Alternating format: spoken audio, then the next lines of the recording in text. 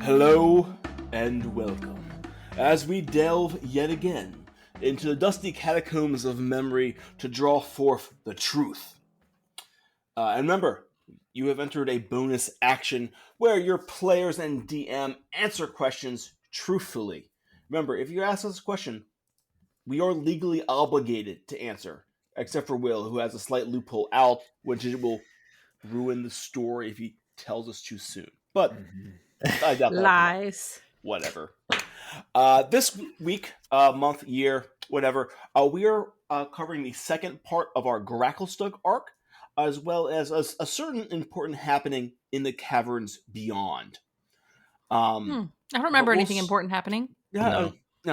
I'm sure it's not that memorable. Completely forgettable. Mm-hmm. Let's start out here. So, with a strange bit of teleportation, our heroes find themselves back in Gracklestugh and faced with a captured Thumbershawd and a risen Dark Laura. Oh, and there's also the Blue Man group, who stole an egg and have queued up our group for a little heist. But before we move forward into heist mode, a quick question from a Discord member, Sacagua. Will, was there anything that we didn't find in those Whirlstone tunnels that you were like kind of hype for us to discover that we just never made it towards? It wasn't per se that I was hyped for you to get there. However, there was a really cool section in there, and I think it might have been one of the one of two areas you didn't go into, where there was a gray dwarf alchemist and his like group of buddies that were like doing a series of experiments in there with both like the fungi and I think, if I'm remembering correctly, they were doing like some stuff on Darrow. And it had the potential to like bleed into the area where the pyramid was, because those guys were actually all connected. So it would have just added another layer to the story of what was going on there. But that was like the only real major thing that you missed in the Whirlstone tunnels. Spicy. Wow. Would there? I guess I'm tempted. When I hear alchemist, I think like potions. Like, is there any kind of like savage magic potion advantage we would have gleaned from doing that? Not that would have been written out in the book, but there is, I believe it was towards the end of that moment when you guys got rid of the Darrow wizard, or I think they're called Darrow savants, where those gray dwarves started coming in and attacking you.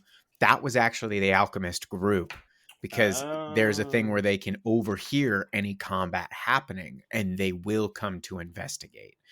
Nice. So they were part of like that contingency that came in there towards the end, but not necessarily. I probably would have rolled up potions and oils if you guys had gone in there and decided to search the place, though. Very nice. So no other dragon eggs. No other dragon eggs. No. Okay. No. Yeah, I know. I've given you more than enough. You can only present us with so many options. Yeah, we're good at finding them. We're good at losing them. That's what we do. Kind of fast forwarding to like because as soon as we got back to Gracklestugh, I think we promptly rested and like, let's go tell Thumbershawd right now what's up. And that didn't end great for the inhabitants of the city. So for the party, any regrets on our kind of some would say reckless course of action with the chubbiest dragon? I want to say yes, but up until this point, I hadn't even thought about it, so I'm going to say that. Yeah, I think Sefel could have been a little bit more intelligent in his delivery. I think if he had taken half a second more to think about it, maybe walking in and saying, "Hey, like, the truth was not the option to go there." Yeah.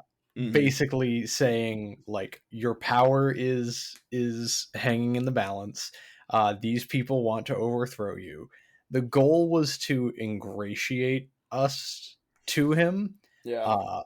But I think if I had dug a tiny bit further into the consequences of that, I could have probably come up with a better delivery method. Yeah. But you know, I don't necessarily think I regret it. I think the story was great. I think what followed was great. But definitely a character sticking their foot in their mouth for sure. Yeah, I I kind of think too, like, I don't know that we had many other options. Yeah, I mean, the only thing we could do is tell him some version of the truth. Sure. And it's just we didn't perhaps take the most delicate approach. Right. Yeah. Right. But hey, it got us a sweet scene of Dark Laura's rising from the inside of the castle, which is where the second part of our story here takes place, when which Indigo makes his way into the belly of the beast, trying to infiltrate the Deep King's vault, meets an old friend, and does a little bit of amphibian trickery, which eventually ends up in a desperate battle in the vault and its strange undervault that housed our good old buddy Thumbershod. Well, not captured for long, so we did break him free, pitch him into a battle with the Deep King, and then run like hell. Now, while Indigo, played by yours truly, was bravely doing all of the work, Sam and Brendan, what was your plan? You know, this was actually the origination of the S crew. Yeah. Yeah, it was. And Scylla joining up. Besides trusting the glorious Indigo to solve the problem, like, what were you guys going for? That's actually really true, because it wasn't just us. It was Scylla, Scylla, and Stool. Yep. And Yes. Sue. And Sue. That's right. Yeah, I don't. Speaking for myself personally, I really didn't have a plan other than, God, we cannot let Indigo fuck this up. It was a lot of play it by ear, I think. Like 100%. Yeah, I mean, the whole conversation was, hey, Indigo's going to go in and do recon and then come back. Yeah. I don't think Scylla believed that was actually going to happen smoothly, and that's the only reason that the infiltration happened. But yeah, there wasn't really much of a plan B as far as I was thinking. I was playing Scylla very much as like the newcomer who's like the odd girl out, trusting the group to make the right decisions. And then, we were like sitting around waiting. And I think that's the beginning of like her kind of like helping to make decisions. Mm-hmm. And yeah, in my mind, her whole thing was like, these guys know what they're doing. Yeah. Oh, how wrong you were. Yeah. Little did you know that you were trusting in Indigo's flat charisma score. Yeah. To take care of business. As I recall, our options were pretty much like, we either go and make sure that Indigo doesn't screw this up, or we try to track down the Blue Man group with literally no information, no leads, no nothing, and the whole town is like on high alert. So maybe not that one. Yeah. It was also kind of a roll of the dice for us to also enter into the castle, knowing that we didn't really have a way to find each other. No. Yeah. So. Yeah. And to bring Will into the conversation here, on a scale of 1 to 10, how fucked was Indigo at the beginning of these sessions? Ooh, okay. So here's a really cool tidbit. There is no information on the layout of how the castle is in Out of the Abyss, and there is like a paragraph, and that's it, about the Deep King, and then it's his stat block. And it basically says on there, the Deep King suffers from one form of long-term madness.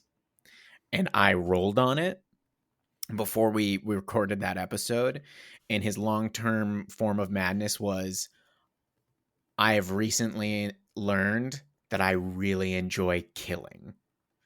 And so, not a joke. That was a total random roll. That was not my decision, but I was like, oh. That was that whole scene we got at first when Indigo went into the throne room. Exactly. And there was just that dude that got beaten to a pulp. And honestly, if the role play by you hadn't gone as well as it did, and like we had really relied more on some rolls, Indigo could have been dead or captured for sure very quickly. Especially with that long-term form of madness. Otherwise, like Out of the Abyss has the option of like they don't really need to go meet the Deep King unless they choose that they want to do something with them. So yeah, it was 60-40, 60 being it could have been really bad for you. Wow. You know? So you did a really good job. I remember it being one of my favorite role played moments for Indigo, for sure. A not that well thought out, but ultimately barely successful roleplay session, and it was awesome finding one of the Wandering Abbey down there as well. Yeah. Wonder how she's doing. Well, shouldn't think too hard about that. Maybe we'll find out someday. Yeah.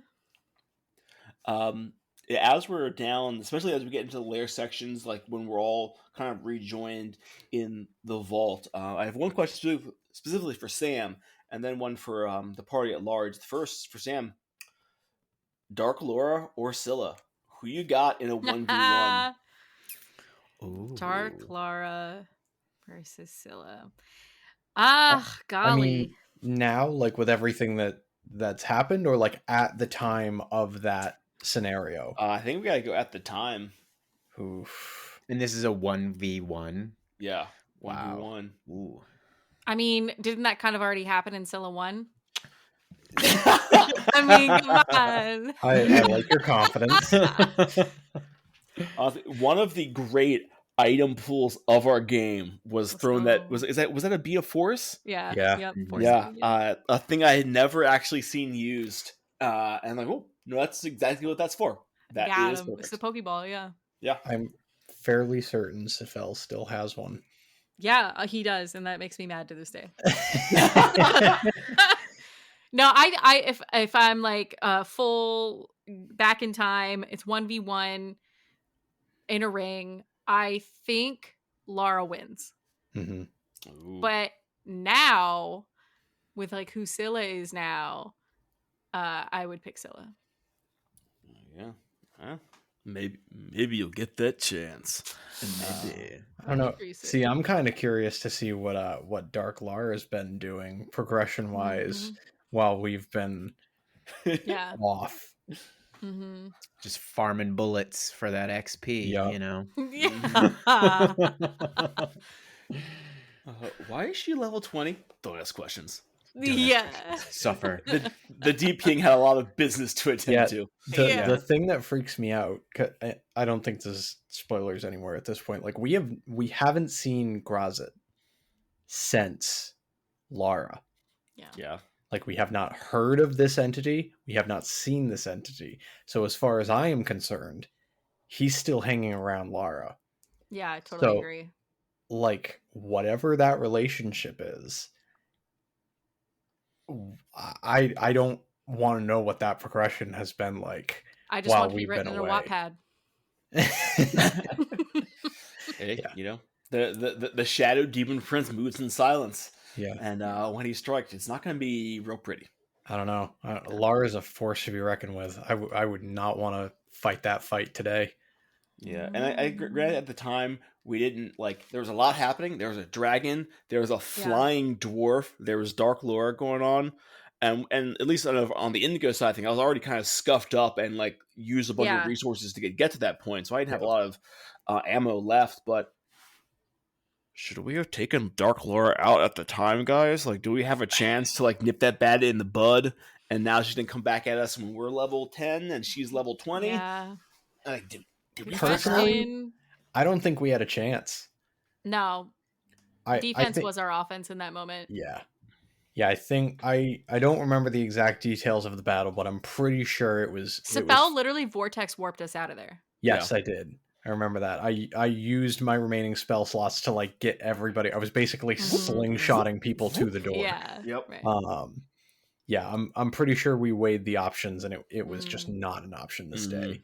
Yeah. I am forever curious though in how that fight between the Deep King and Thumberschild Yeah. ended. We still don't know. No. And every time we ask Will, he just does that thing where he knowingly nods and opens his eyebrows up and down. That's he knows stuff we don't know. I do sort of have a question for Sam and well, for Sam and Will, I guess. So we got a tiny peek that Lara was still in there. Like she managed to break through enough to give us a couple seconds to get out. Yeah. What are your I don't know. What are your thoughts on that? I have a lot of them, but I don't know. What are your thoughts on Lara's situation? Is she still fighting? Is she was that her sort of last act as herself and she's gone? What are your thoughts? For me, it's quite honestly heartbreaking as the first character that I played in this campaign, because her whole story is just wanting redemption and to be back to her ASMR self, and now she's the opposite of that. She's tied to this dark entity and she's trapped within herself and she can't get out, and she has to fight the people who she was growing to love and care for, and that's just brutal, man. Yeah. So, and at the time I wasn't that attached to Scylla yet, so I remember at that time it was God damn it. It's it's okay, break free. We'll kill Scylla. Right. She means nothing to me, Laura. I swear. So brutal. Great writing. It was really cool for Will to hand me the line to be I need you to say this when I tell you to say this. All that stuff was really cool, but absolutely heartbreaking as the first character that I made. Tragedy makes the best story. At least in this case it does. As we kind of move out from our escape and our eventual bribing our way out of Gracklestugh, one of my favorite little moments was Sethel taking off the Magicianer hood. And by hood I mean pillowcase. And stabbing it with it was like a broken piece of flint from the first. It was one of the first items I picked up in the campaign. It was a little flint dagger. And I stabbed it into the ground as we left Gracklestugh. Yeah, I love that as an image, in the eventual anime remake of this tale. That's gonna be a killer episode ender, ting, and then the party walks off and you look back and you see the hood flapping ever so softly in the breeze. No, I mean if I can go a little in depth in that, please. If you'll allow me the time, Gracklestugh was brutal for Sethel in so many ways. Not just in the events of the Whirlstone tunnels with Bupido and Lara, obviously, and everything surrounding that. But when you consider in the context that Sethel has only been a mind flayer at that point for a number of weeks, and was, constantly coming to terms with the reality of what people thought of him and how he presented and the monster that he now was and had to deal with. Gracklestugh was the epitome of hiding his shame. It was you don't know who you are, you don't know what's happened to you, but you don't even have the option to live as that person right now and figure it out. You have to hide what you are. You don't have the option. So that was very I made that moment symbolically for Sethel and myself of I'm not hiding anymore. Fuck this place. Fuck my shame. I'm not doing this anymore, and relinquishing the pillowcase. Nice. Fire. Yeah, I mean, if you have someone who deeply loves the Magicianer joke, sure, I did really love that moment. And you heard it here first, folks. The Madness table was out before Baldur's Gate 3. We made Mind Flyer sexy first. We were the first out and proud Mind Flyer. That was us. Don't sue us, Larian. I'm sorry. Yeah, I don't think they can. Well, I mean, why would they? They're so nice, and we love their game. Thanks, Ben. Yeah, I heart tab. Moving on to the next section, probably will go down as the most important series of episodes in the history of the Madness Table. Much more important than Whirlstone Tunnels. The party leaves Gracklestugh, and we have a little trouble with lava. First, Sue drops into the lava with some game altering effects, and then just a little while later, Indigo hits the hot stuff, and does not have the fortuitous initiative roll to avoid the second half of that damage. But a couple of questions here from our boy Dylon in the Discord. Join our Discord. We love you, Dylon. Will, should Sue's dynamite have gone off when she fell in the lava? We've talked about this a lot. I know we've debated this many times. Yeah, what's your final decision? Man, I'm so torn simply because like, what was it? It was like 7d 10 or more damage per round. Yep. So I was like, and then I feel like there was some debate we had as to whether like lava was an instantaneous like thing or not. I remember Googling it, and it may or may not melt on contact, not explode. Yeah, that was the question. Like if ignition was the question. Is it so hot that in fact does not burn? Right. And the other thing we got to think about too is like this wasn't traditional dynamite as we know it. It was fire stalks, Yeah, so it was basically a plant and it fell in lava. Yeah. So I'm honestly okay that I decided not to have it explode. Simply because the role play that came from that, literally leading up to Indigo's death, was really touching in so many ways. So no, I'm good with my ruling.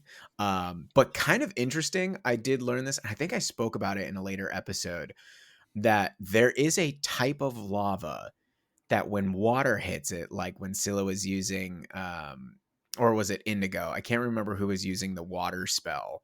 It was Indigo. Indigo to create the land bridge. Was it? Wall of water, Yeah, she has a water wall spell. I thought Indigo was doing create water as well. No, because I asked Will about Minecraft rules. That's right.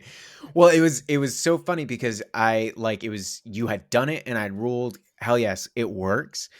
But then I learned a couple days later, and I might have brought it up either pre or during an episode. There's a type of lava that if water gets like introduced to it, it can literally cause an entire eruption to occur because something about like the steam and like how quick it happens that it creates a volatile reaction. So I was like, oh shit, that could have turned out really bad too, but yeah, there really are no good options when lava is involved.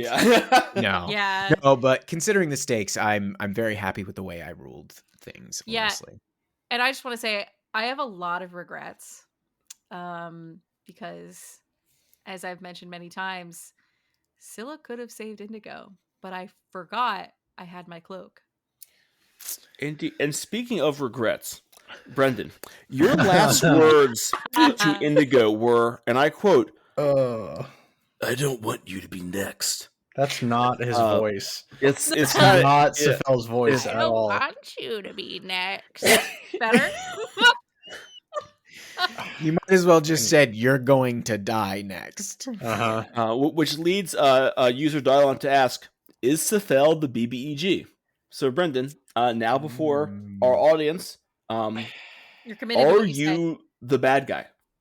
You can't lie. So I need to understand the legal liability here. So our contract says I am legally required to answer any question truthfully. Yes. Correct. What are the ramifications of breach of contract? Sam will burn down your house. And I will, yes. Take your child, yes. Okay, all right. Those are important things, neither of which I actually have. But I understand the weight. Yeah. So I will answer truthfully. Yes, Dylon, I am. You have discovered the deep text. I am dialogue option. Yeah, I am sending a small crew to intercept you where you are. You can try to run; it won't do you any good. I will see you soon. Yikes. Well, now that my huge plot twist is out into the open, I think Revealed, we can't release this episode. So we all disappear. And now you know why Brendan and Will, if you're watching on YouTube, both have swords in their rooms. No, Yeah, right. it was literally the worst fucking thing. In all honesty, like I can't remember how many times I brought that up. Of like, so those were the last things I said to Indigo. Was like, don't die. Like I don't want you to be net. Yeah, it's terrible. And that is when Scylla became a divination wizard. Feels bad, man. Yeah. Speaking of feeling bad, hey Will, did you ever think you'd have a PC death in a non-combat encounter? Absolutely not. If anybody goes back and listens to that episode, I had no idea where to go after that occurred. I was like, because I feel like we weren't even that far into the episode, and I was just like, I remember. Yeah, I was just like, I feel like I should just end it here because what? And then we were recording another one immediately afterwards, and I was like, how do I handle this? But it's something now that I'm just like, it's the roll of the dice and anything could happen, and I should have some kind of contingency plan for that. But I feel bad for you because like this was like Scylla and Indigo were hitting such strides. You guys were hitting such strides in character, and then we had Scylla, who was new, and Sue. And so I almost like it felt like a sad part for you to lose a character you'd put so much work into. And then story wise, it was like, oh yeah, we're really getting to that meaty part where they feel like they can actually open up in this shitty place. No, that's true too. Like Scylla had just extended the olive branch of like, hey, we have this dragon egg. You like nature, I like science. Like, let's collab on this thing. Like, let's play around. Like, it was creating some tension with Scylla because she was like, my friend almost just died. Can we not fuck with an egg right now? Yeah. Yeah, Scylla's over there like nursing Sue to health, and Indigo and Scylla are in the corner like poking an egg with lava, like yes. Yeah, awaken. Yeah, no, it was just so unfortunate. Like, character death never happens at a great time. Right. But it is actually kind of funny that you mentioned that there's sort of a pattern where Scylla's friends kept dying right when he started to like actually create a bond with them. That's how you make a BBEG, baby. Yeah, I know. Like, Lara finally stopped hating him for his face. And him and Indigo were like starting to do some experiments and like actually, not hating, Scylla not hating Indigo. And then people just die. So you know what? I'm going to say something for all of the early listeners, for all the people, all the naysayers. It was a good thing that Scylla hated Stool because that's the reason he's still around. Wow. Okay. The day that Scylla likes Stool is the day he dies for good. Yep. And you're welcome. That's true though, because Lara died the day she chose to try and save Stool. Holy fuck. Yeah. Spite is the only thing that will keep us alive down here. Don't make the same mistake I did. Does that also mean that spoiler warning, but I mean it's been a month. Does that mean when Scylla died he had finally begun to love himself? Whoa. No. Nope. No, that he wanted a break.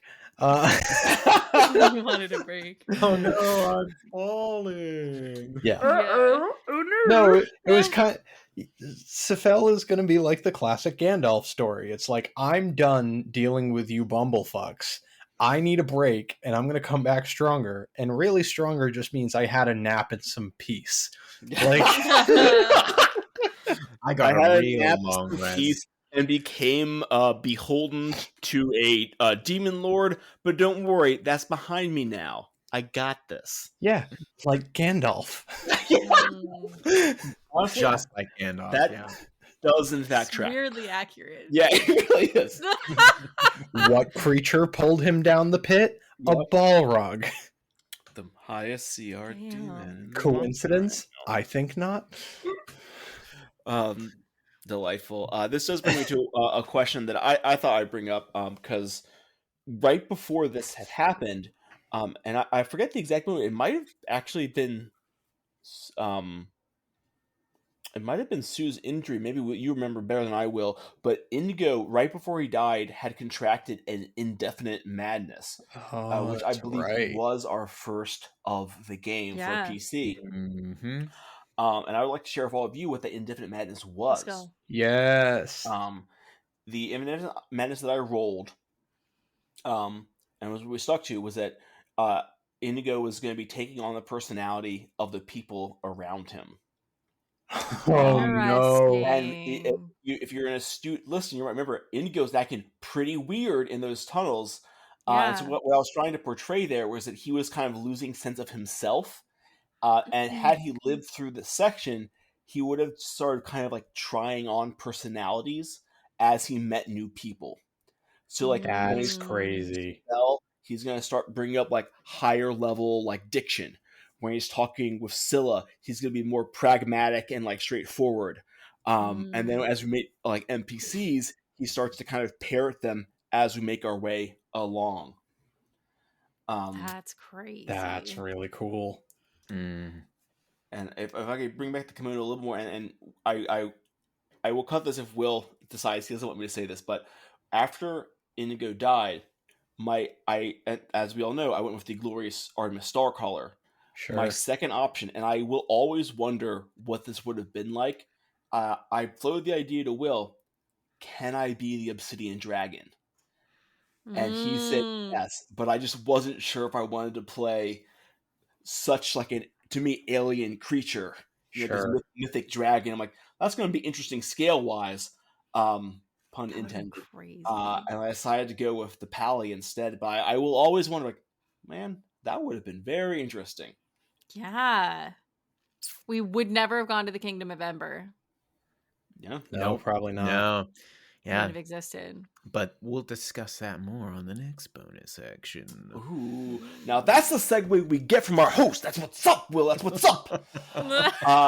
That's right. Next time we'll be on our bonus section. We'll be discussing the Kingdom of Ember, and we are getting closer to when Will will tell us what his horny production of Julius Caesar was all about. But that'll have to Where wait did for that- another episode of bonus action, the Madness Table. Ooh-wee! That was a wild ending on that one, but you know what? We're glad you're here. We are rapidly getting close to 100 episodes, and it is great to have you here in the outro. Couple quick things. Don't forget to check out our YouTube channel. We are publishing all of our episodes out to YouTube so that you can actually watch us playing the game instead of just listening. And then if you want to hop over in our Discord, we've got all sorts of people in there talking about the podcast. And, you know, we're also talking about Baldur's Gate, because Baldur's Gate is out right now, and we're all loving it. And then we've got maps up in the Discord channel, some extra content with some other things. And if you have questions for us as players, we've got a little channel in there that you could submit for the bonus action segments. So really loving that. We hope to see you there. You can find all of our links at linktree.com/themadnesstable. And I think that's it. So we'll see you next time when Madness continues.